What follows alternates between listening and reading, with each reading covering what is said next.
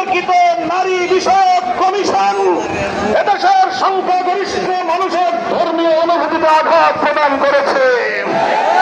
ধর্মীয় অনুভূতিতে আঘাত প্রদান করবার অপরাধে তাদের বিরুদ্ধে আমরা রাষ্ট্রের শাস্তিমূলক ব্যবস্থা দেখতে চাই। হেফাজতে ইসলাম বাংলাদেশ বলতে চায়, এই তথাকথিত পশ্চিমা ধ্যান ধারায় বিশ্বাসী বিতর্কিত নারীবাদীদের আদর্শ এবং দর্শন নয়, বরং হেফাজতে ইসলাম বাংলাদেশ ইসলাম প্রদত্ত আল্লাহর ঘোষিত নারীর ন্যায্য অধিকারে বিশ্বাসী। ইনশাআল্লাহ হেফাজতের সংগ্রামী মহাসচিব কর্মসূচি ঘোষণা করবেন। সারা বাংলাদেশ জুড়ে হেফাজতের নেতা কর্মীদেরকে আগামী মাসগুলোতে গোটা বাংলাদেশ জুড়ে নারীর ন্যায্য অধিকার আদায়ের জন্য মাঠে নামতে হবে।